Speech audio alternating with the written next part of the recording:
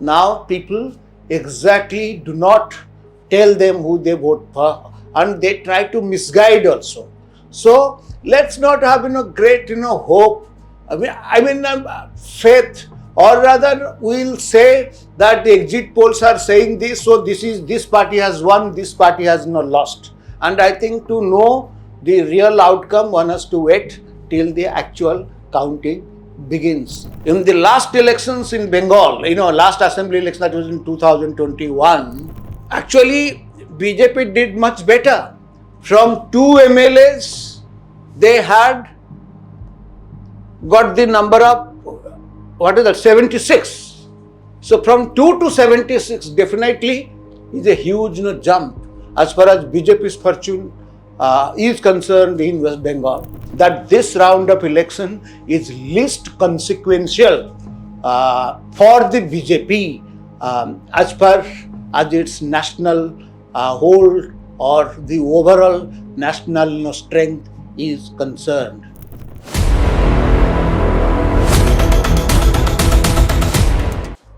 Namaskar. Friends, few hours from now, I am quite sure many of you will get glued to the television to see the exit polls of the assembly elections that were held this round. As you know that today is the last day of this polling phase, and particularly now it is happening in West Bengal, and at 6:30 onwards the exit polls will be coming, and they will be predicting which party is going to win where and in which states. As you know that this round of elections were held in the states of Assam, West Bengal, Tamil Nadu, Kerala, and the Union Territory of Pondicherry. So it was a 3-phased elections, in the sense that during the first phase elections were held in Assam and Kerala, in the second phase part of Bengal, and then Tamil Nadu and Pondicherry, and today is the last phase again in Bengal. So that being the case,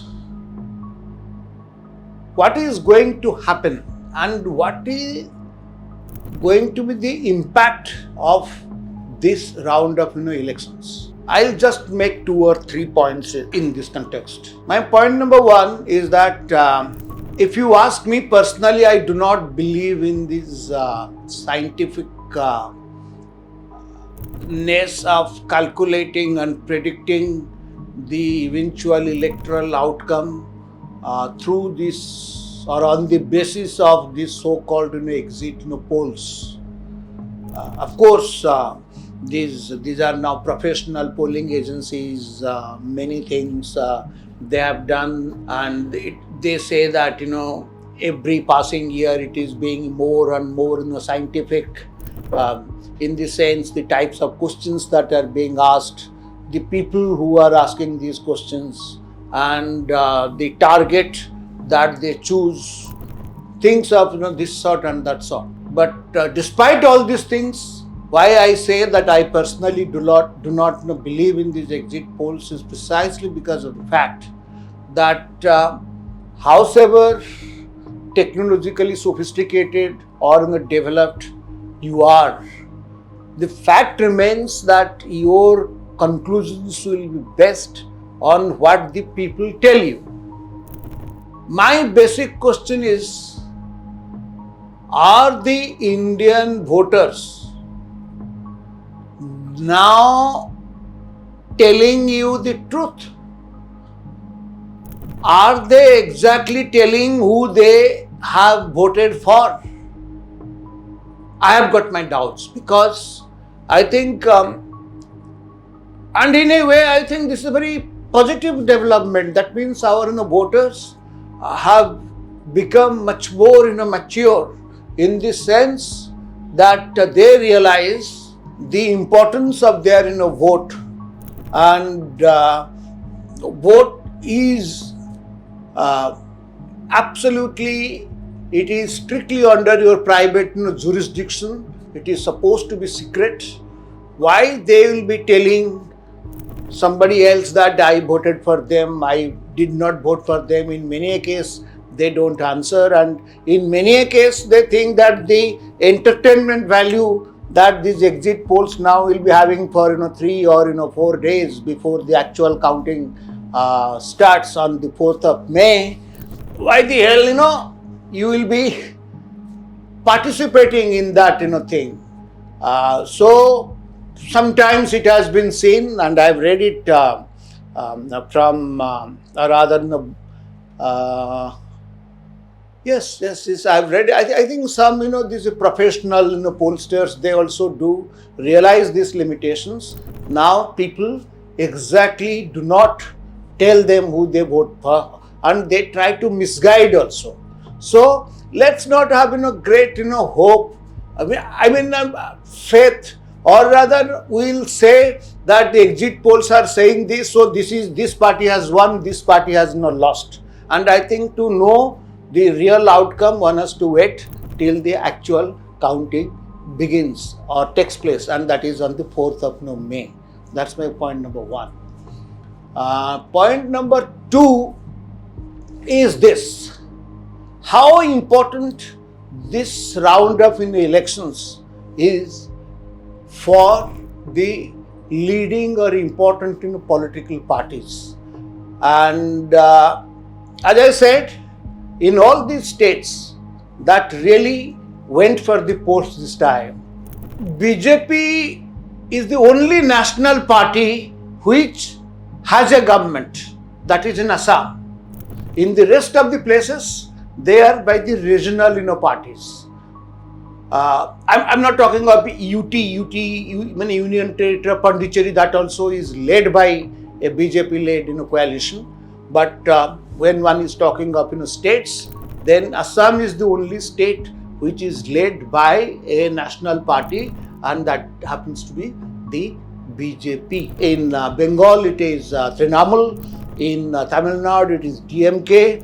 And in Kerala, CPM, though once upon a time it was a major political party, it no longer is that. So for all practical purposes, you can say that CPM invariably has become a regional party, and they are in power right now in Kerala. Then, if that is the case, what is going to happen? So if you again go by these opinion polls, not exit polls, various opinion polls that were held sometime back, and then if you go by these media reports and the so-called intelligentsia who this left liberal controlled intelligentsia in India, and that includes your mainstream news outlets like newspapers and television channels. They say, broadly speaking, nothing much is going to happen. In Assam, BJP will be winning. In Bengal, Mamata will be winning. In Tamil Nadu, DMK-led alliance will win. That means this anti-incumbency is not a factor here. And then in Kerala, there is an anti-incumbency. So what will happen is the CPM would be losing, and then the Congress party will come to power. This is what the usual or general narrative is. I really do not know what the exit polls are going to say. But the point here is this. If you go by history, in Tamil Nadu, for instance, whenever DMK is in power and the next elections, DMK has never won, in the sense that an incumbent DMK-led government in Tamil Nadu, in the history of elections in Tamil Nadu, has not won an election. that means it has not ever been able to retain its power or its regime there in that state. So, if at all, going by this present narrative, TMK manages to win again in Tamil Nadu, it is going to create an electoral history. That's one. Kerala, the government changes there between CPM and Congress. So one should not be very surprised if it really happens that Congress comes and CPM goes. In that sense, you can say that another state of the country will be having a government led by a national party in this round of election. Provided the same thing. Why provided? I think in Assam, the principal contestants are the ruling BJP and the main opposition in the Congress.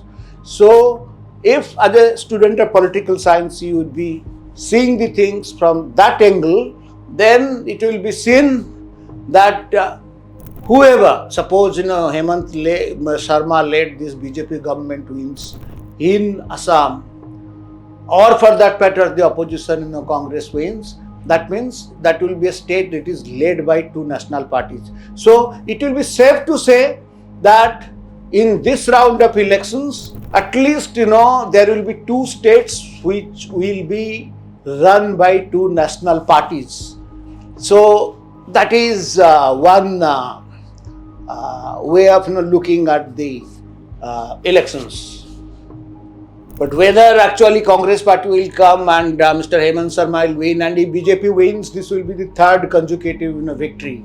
And when you say that anti-incumbency is not a factor in these three states of Assam, Tamil Nadu and the Bengal, then they say that one should not be surprised if BJP retains power there in Assam. So the point that I am making is this: whatever may be the electoral outcomes, it will be safe to say one doesn't need to go and seek the help of this so-called opinion polls or exit polls. It will be safe to say that this round of elections will be resulting in two state governments that are led by the national parties. At least it will be three national parties forming the government, provided BJP manages to win there in Bengal, which is actually everybody's interest in this round of elections.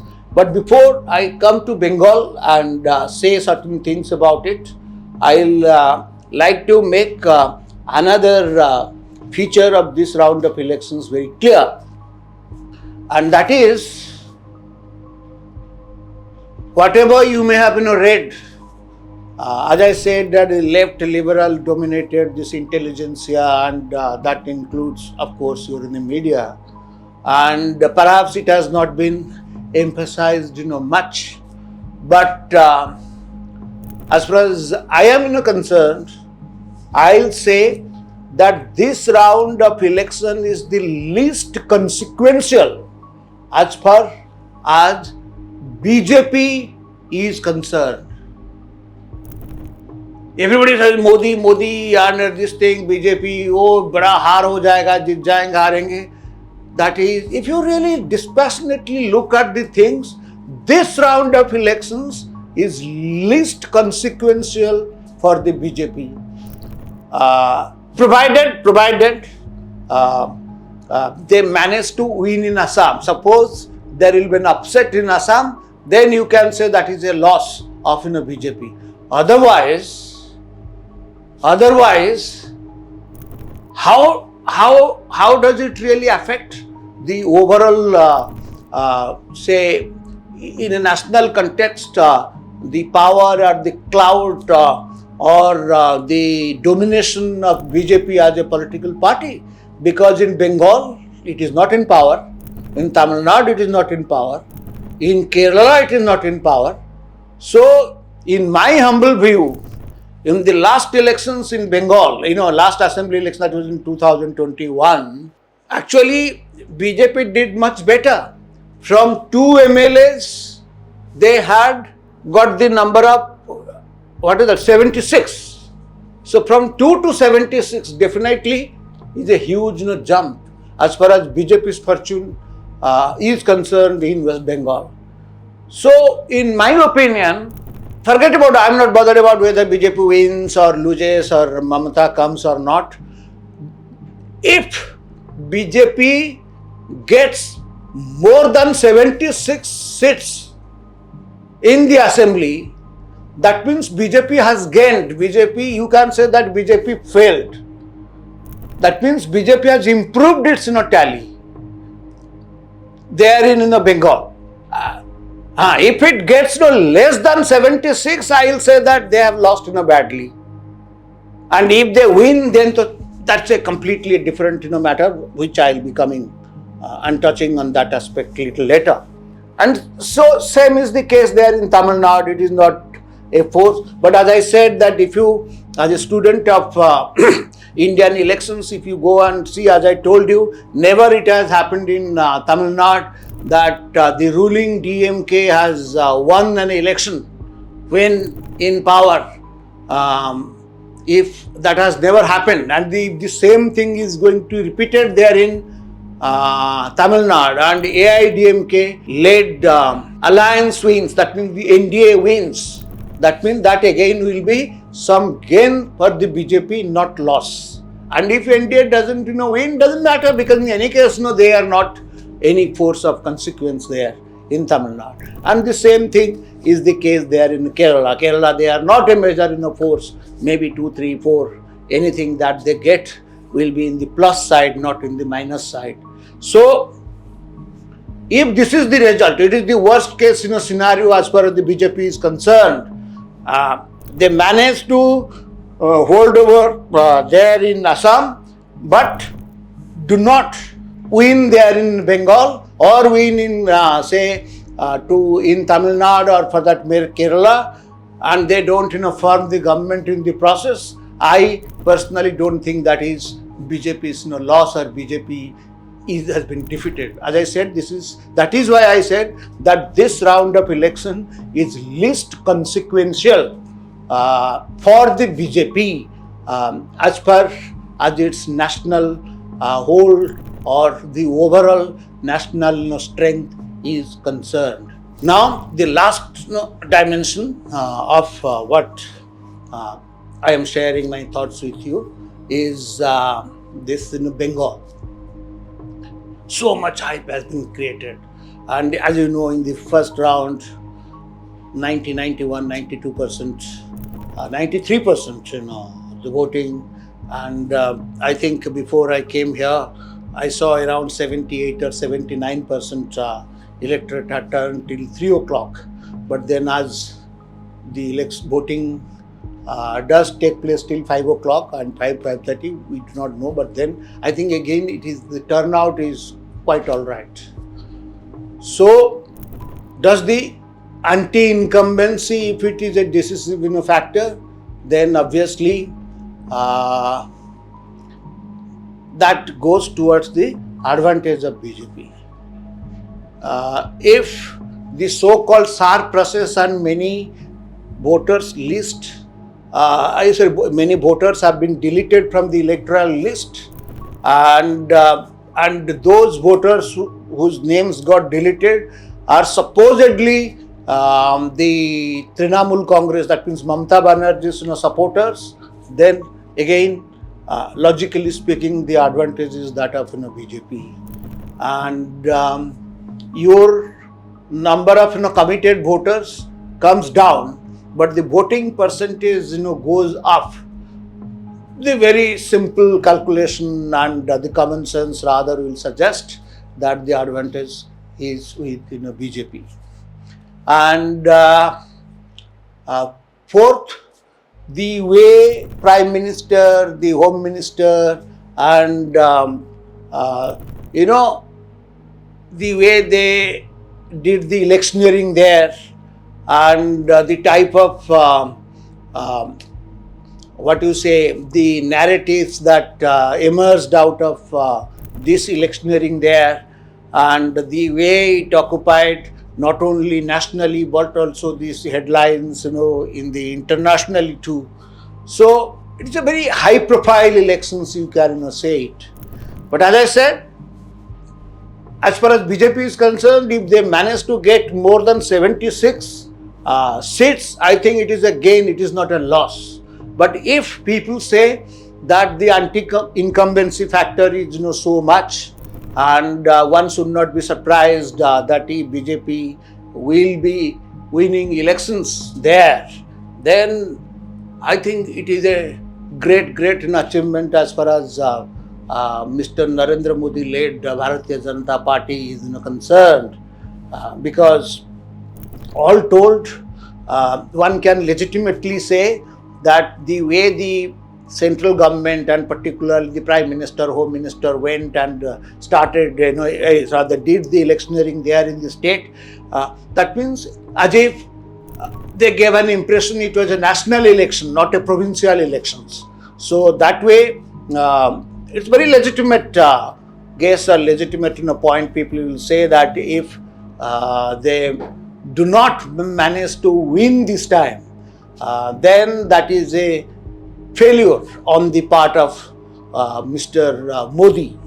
Though I say that as far as the overall consequences are concerned, it is of not much consequence.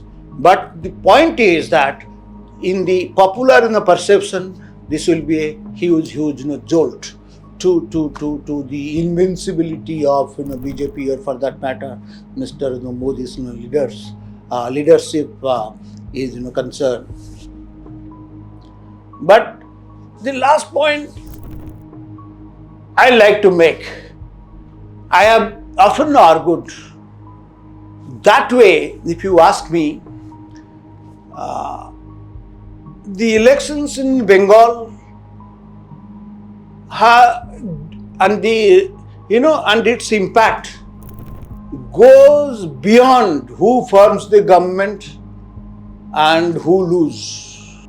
I think its impact as an Indian, and if you have that national perspective in the mind, and if you think what would be its long-term consequence, then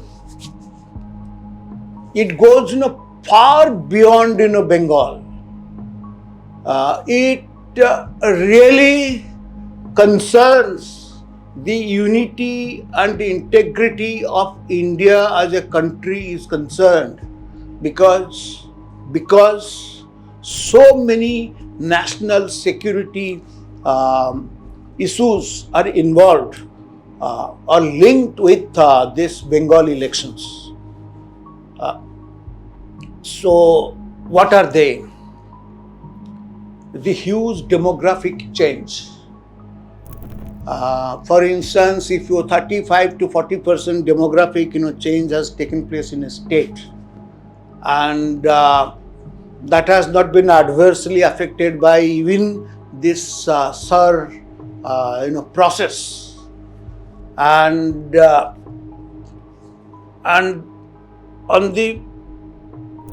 the present leadership in this state has cultivated these has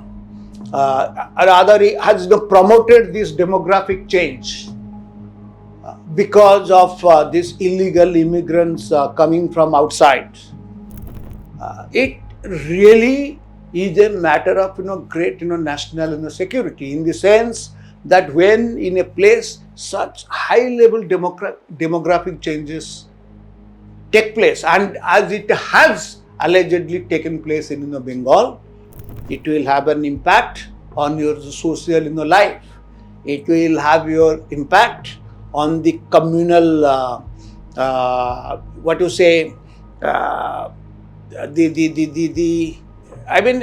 does polarize the society on the basis of communal lines. in the sense that people will be talking, and most of these encroachers happen to be Muslim. So this Hindu-Muslim problem, which all told has never weathered away, even after the country was partitioned on the basis of this religion. And there are two Muslim countries emerged out of our India. The Hindu-Muslim problem has not been sorted out. Whatever the so-called left liberal secular experts do talk, the fact remains that is very much alive. And such rapid and massive demographic changes really accentuate this divide instead of narrowing it down. And it doesn't do only in Bengal. For instance, suppose you become a voter because of these demographic changes, and then Bengal, as you know, economically has gone down and down and down over the last few decades. In the process, what has happened now? Lots of people from Bengal do go out and work in the rest of the countries, say in Delhi, Bombay, even in Kashmir. The people really go, and that is quite natural. And that exodus from Bengal to other parts of India do also take place. These encroachers,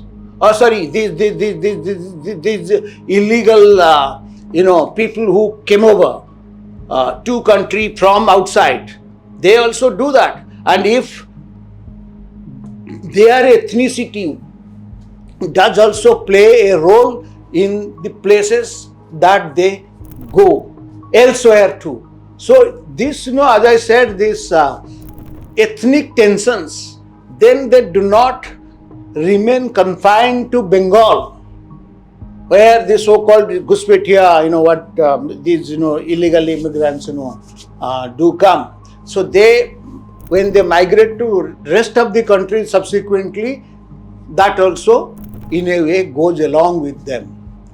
And that is why I say, and then your this entire political landscape takes a different shape. The political dialogues change. Your mode of electioneering also change. So you may not see the impact today, but the impact definitely will be there if this thing is not controlled. Say 15 years hence, or 20 years hence, or 30 years hence, and that is a serious national security issue. That is why I say that the particularly when the incumbent, that is Mrs. Mamta Banerjee, is totally banking on these illegal immigrants, these people who have been the cause of this massive demographic changes there in Bengal. So things become very, very complicated, and they will have very, very adversarial consequences as far as the rest of India is concerned. So it is, as I said, the result of Bengal goes beyond who forms the government. It goes much, much beyond. So let's see. After all, it's a democracy. People have voted. We'll have to wait. And as I said, I will be in a firm position to say what the things are, what are the likely things on 4th of May. And I am not going to watch the so-called exit polls that many of you may be interested in watching or will be watching, and you are most welcome to do that. So let me stop here, and thank you very much for kindly listening to me.